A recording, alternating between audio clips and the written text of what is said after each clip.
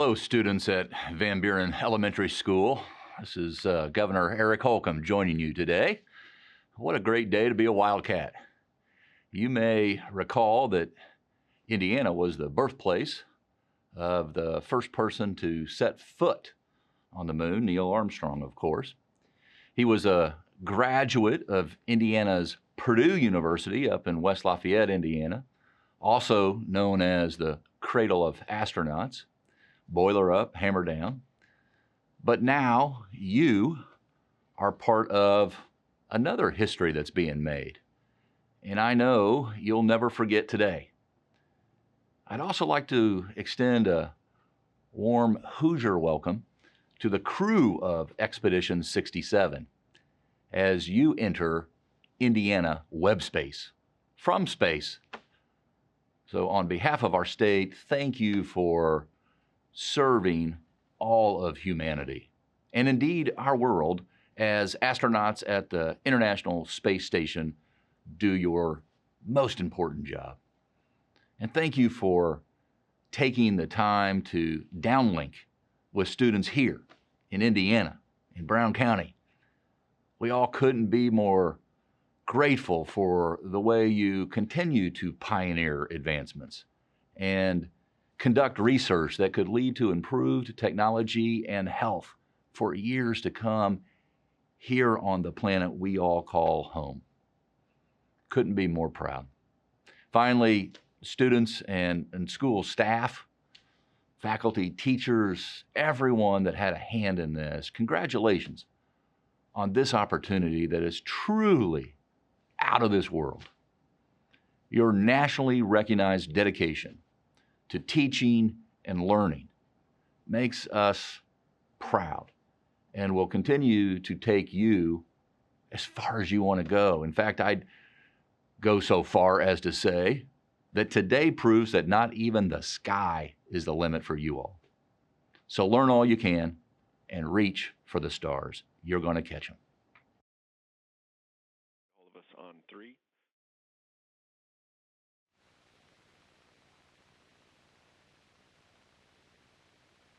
Copy, 1 minute out.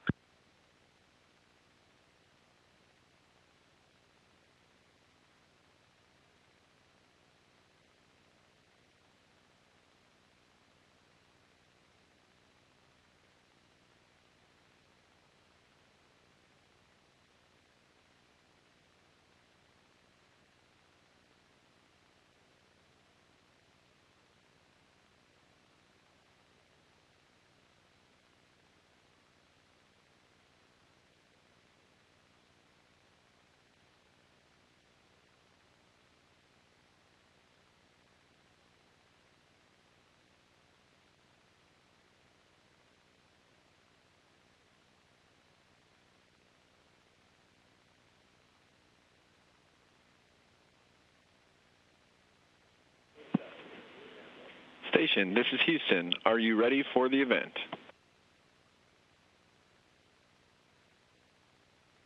Houston, this is Station. I am ready for the event.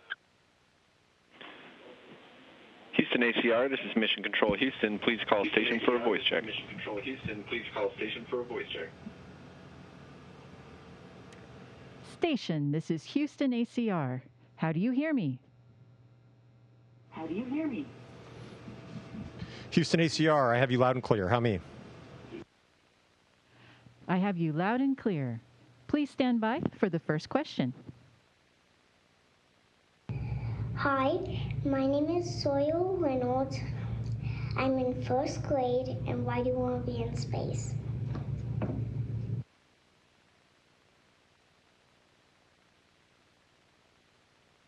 Hi, Sawyer. Thank you for the question. I have dreamed of being an astronaut and wanting to fly in space for as long as I can remember. I was inspired by books and movies. And then when I was in second grade, so in the grade that many of you are in right now, I remember my teacher wheeling a television into our classroom and seeing the very first space shuttle launch. And that's when I knew that there was a path, a possibility of finding a job, of living and working in space. And I'm so grateful to have this opportunity. Hi, my name is Reese Meitzman. I'm going into the 4th grade, and my question for you is, what are your spacesuits made of?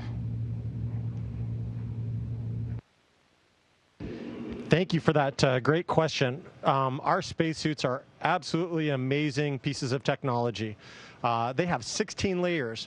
There's a hard layer that covers the torso, and then soft layers that cover the arms and legs. Those first 3 layers provide ventilation and cooling to our bodies. And then we have several layers, a bladder layer that keeps the oxygen and atmosphere in there, and then a restraint layer on top of that, so that the bladder doesn't blow up like a balloon. And there are several more layers there that to provide water resistance and tear resistance that protect us, that help with insulation to keep us warm, and then also layers to reflect light and heat, and also to protect us in the event that we get hit by a micrometeorite, essentially some of the same materials that bulletproof vests are made of. So it's an amazing piece of technology, and it keeps us safe when we go outside the space station. Hi, my name is Colin Peck, and I'm in the 3rd grade. My question is, how does a spaceship launch? Well, that's a great question. We had the opportunity to launch on in a SpaceX Crew Dragon on top of a Falcon 9 booster. And so anytime we're launching something to space, we'll put the cargo, in the case of our spacecraft, our Dragon capsule, on top of a big rocket full of propellant. And it burns that propellant, that gas, and an oxidizer like oxygen, using something like oxygen to create basically combustion. And the results of that combustion get accelerated through the nozzle, and that's what pushes up into space. And the bigger the payload, or the further it's going, the more fuel and the bigger rocket you need. And so I'm super excited about the Artemis rocket that we're going to launch here in a few months, that is establishing our return path to the moon. My name is Hudson Bernard, and I am in 3rd grade. What does launch feel like?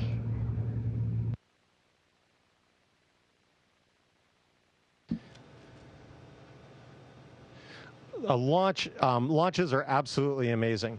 So you hear the countdown, and we all are very familiar with that countdown: 3, 2, 1, and then we feel the vibration of the spacecraft as the motors start to spin up, and then you start to feel when we're launching, we feel a pressure, like we're getting pushed back into our seats. And it's kind of like if you're on a roller coaster or in a car that starts to accelerate really fast, you get pushed back into your seat.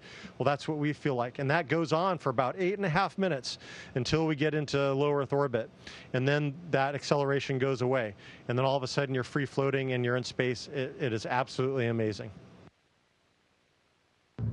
Hello, my name is Eli Summers. I'm in the 4th grade. How does the space station get its power?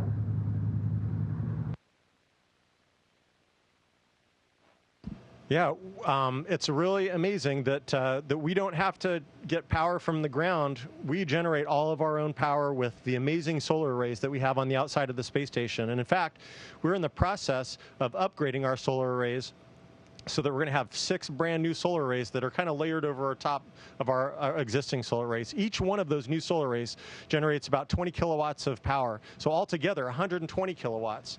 In addition to the solar arrays, the existing solar arrays, which produce about 95 kilowatts, it's going to be a total power generation of about 215 kilowatts, which provides power for all of the equipment inside, for our environmental control system, and our ability to control the spacecraft in space, and to have communications like this, so that we are able to share our experiences with the ground. Hello, my name is Mackenzie Sattler, and I'm in the 1st grade. How do you get oxygen in space? Thank you. That's a great question. We need oxygen to breathe. We need it on the ground in order to survive in space. There's no oxygen, no atmosphere up here, so we have to create our own atmosphere here in the space station. That means a lot of nitrogen, but we humans and most living organisms need oxygen in order to live. And so Initially, we would bring oxygen, have oxygen delivered in cargo vessels in big tanks, and that's released into the atmosphere. But we are also able to generate our own oxygen. We have a system called the oxygen generation system, which is very original. But this takes water, it uses electricity to split water into hydrogen and oxygen. And we can use that oxygen then as a part of our atmosphere so that we can breathe.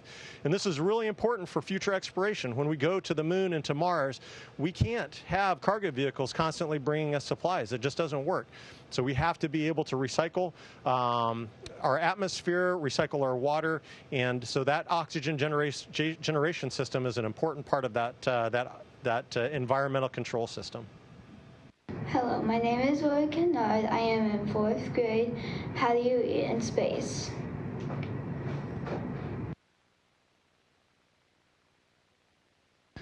Well, this is one of my favorite things. I think our whole crew really likes to enjoy meals up here, and so I'm just going to show you quickly kind of what we have available to us.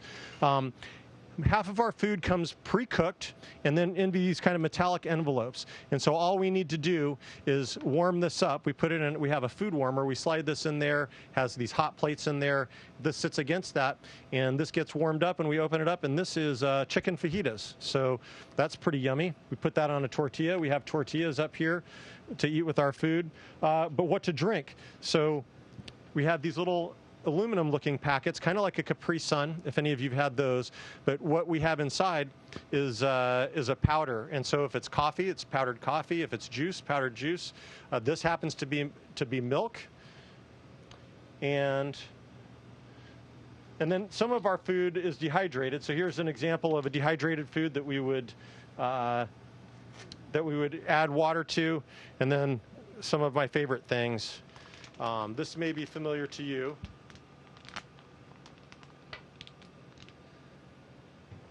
Uh-oh.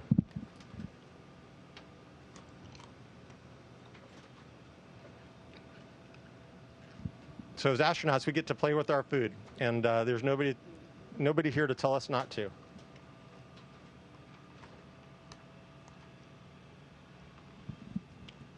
Thank you for the question. Hi, my name is Logan Hathaway, and I'm in 2nd grade. How do you guys prepare your food?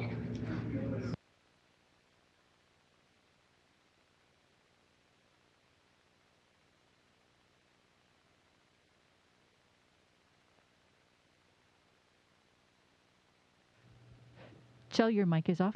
Mainly for food that's already been pre-cooked.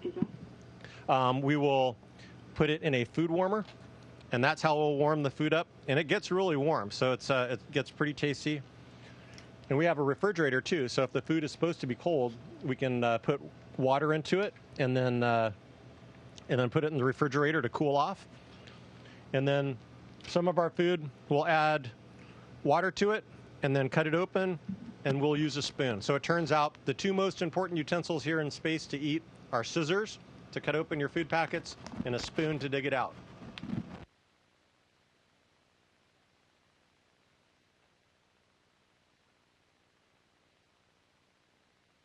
Hi, my name is Brad Kelchick. I am in this preschool. Do you drink milk on the space station? We can drink milk. Milk is an important part. It keeps our bones healthy, and we certainly, here in space, we're concerned about our bones, our skeleton, and so milk is an important part of keeping us healthy, just like it is keeping you healthy on the Earth. So this drink packet actually has milk in it. I don't know if you can read that label. So this has milk, so it's powdered milk. We put water into that, and that reconstitutes into milk. And here you can see this is oat cereal. And so there's actually powdered milk down at the bottom of this in addition to the cereal. And so when we add water to this, it makes milk in there for us to eat with our cereal. Pretty cool. Hello, my name is Ava Patrick. I am in the 1st grade. Can you listen to music on the space station?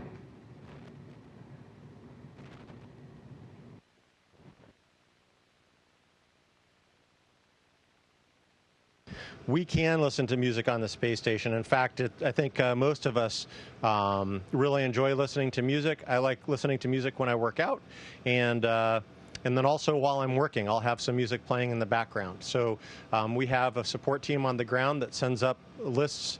We'll send down a list of the music we'd like to listen to, and they send it up, and it's available. We can access it through a web page, and it works really great, and it reminds us of home. Hi, my name is Phoenix Dunn, and I'm in kindergarten. Do you play games in space?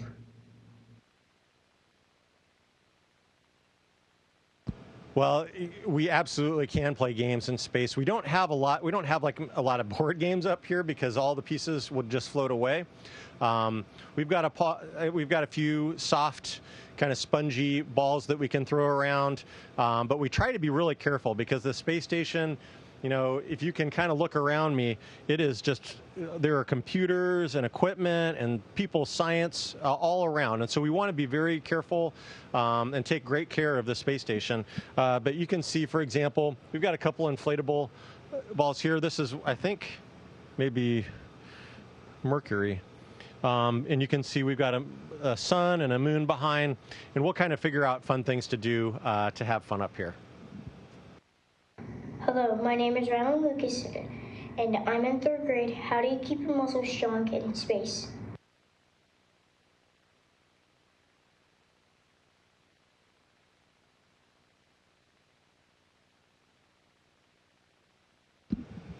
Well, that's a really great question. We talked a little bit about the bones, and we work really hard to keep our muscles strong. So if we don't do any sort of exercise up here, it's kind of like, you know, we're up here for 6 months. It would be kind of like just laying in bed for 6 months. Your muscles become weak, your bones become brittle and weak, your heart, your cardiovascular system doesn't work as well. And so we have to work out every day. In fact, just before this, I was on our treadmill. We work out every day to keep our hearts strong, our muscles strong, and our bones strong. And so we have an exercise machine. Because there's no gravity here to provide weight, we use evacuated cylinders to provide resistance. And this machine is kind of like a universal gym. And we can do all sorts of exercise on it. But we exercise every day for an hour on that machine. And then we'll get onto either a treadmill or an exercise bike to get a good workout and keep our hearts healthy. Great question. Hello, my name is Avalon Julia, and I am in the 3rd grade. Are there any animals on the space station?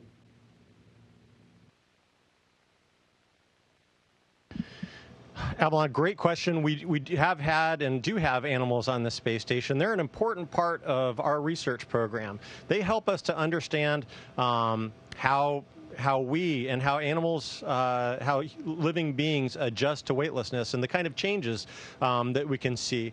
One animal in particular is the fruit fly. And this is an animal that I studied when I was in college in a genetics class, because you can have many generations of flies in a given amount of time. And you can see the genetic changes. You can actually see those changes expressed in different colored eyes, different types of wings. You can see that expressed over different generations. And so, as an example, the fruit fly is one type of animal that we've studied up here. We've had spiders up here in the past to see what would happen, how they spin different types of webs. And I'd encourage you to look, ask your parents to help you look online, because it's very interesting. Some of the spiders spun very wacky webs, but then over time they started to look more normal. And so it helps us to understand how animals adjust to being in this environment, much like we adjust to being in this very different environment.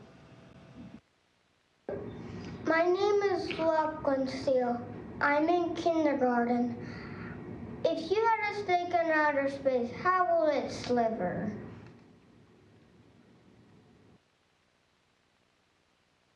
Boy, that's a really good question, and I wish I knew the answer.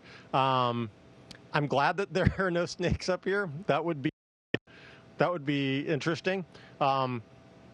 You know, I think that they would try and slither like they do on the ground. I think like when we get up here, our first reaction to floating is to kind of like you feel like you're falling a little bit, and I think snakes would try and slither. I think when you look at snakes that swim in water, that they might try and slither like they swim in water. But I think over time, they would adjust. And as they touch something, maybe they would coil around it to get some purchase on something. And over time, they would learn how to, maybe they would find a handrail and stick, and then they would be able to slither along the wall. It's a very interesting question, and I'm excited that somebody's going to study that someday. Hello, my name is Bradley Sar, and I'm in 4th grade. How long does it take to send or receive messages from your family? Thanks for that question. That's a really important part of a long-duration mission, is the ability to communicate with our family and friends back home. We're very fortunate that we're in low Earth orbit, and so it is almost instantaneous, the ability to, like we're doing right now, to talk with the ground. You can detect just a very small delay, but in terms of the vastness of space, we are very, very close to the Earth, and so our messages, either using a internet phone, talking to our family and friends by phone, or talking over the radio to mission control, or sending video signals along that same radio. It happens very quickly. And that's going to be a challenge when we start to venture further and further away from the Earth. Our message will, for example, as we go to Mars, some of our messages may take up to 20 minutes to get to Mars, and then another 20 minutes to get back. And so it may take 40 minutes to an hour for a round trip kind of conversation. And it's something that we're going to have to adjust to as we begin to explore deeper and deeper into our solar system. Hello, my name is Annelle McQueen, and I'm in 4th grade. How do toilets work in space? Well, they work very well, and we are all very, very grateful for that. When we get up to the space station, it's one of the first things that we are oriented to. The crew that's here, they took us around. They showed us, this is where you get water and food. This is where you will sleep, and this is where you go to the bathroom. And then here's all the emergency equipment. Those are the most important things to know when you first get to the space station. The toilet has 2 parts to it, and so, hello. Number one, there's a hose, much like the hose that's on your vacuum cleaner, the extension hose, and that is where the liquid waste goes. It uses a vacuum. There's a fan that pulls the liquid waste into that hose. That liquid, that urine, goes to the urine processing assembly, which then goes to the water processing assembly, which then goes to the potable water dispenser, basically our water fountain. So we recycle our water, and we're able to recycle up to about 96% of our water now, which again is super important for these missions going to the moon and to Mars, because we can't carry all that fresh water with us. And that water actually the system works really, really well. The solid waste goes into something that looks very much like a toilet back home. There's a seat with a hole in it. There's a perforated little baggie at the bottom of that hole, and vacuum suction pulls the solid waste into that baggie. And when you're done, you unravel the baggie, drop it into the bin below. The suction pulls it down there, and you put a new baggie in, and you close up the seat. So the system works great.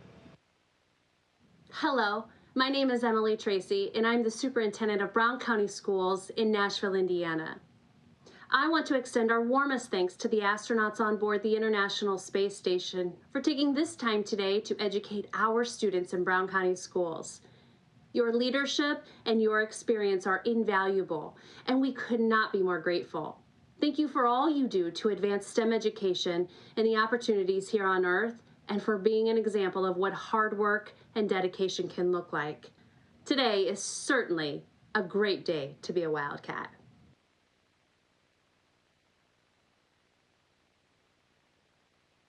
Thank you so much for the opportunity to chat with you all. You had great questions, and I wish you all the best. Keep working hard and reach for the stars.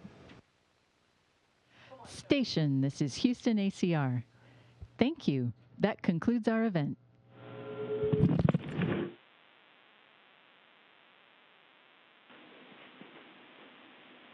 Thank you to all participants. Station, we are now resuming operational audio communications. And Kjell, Houston on 2.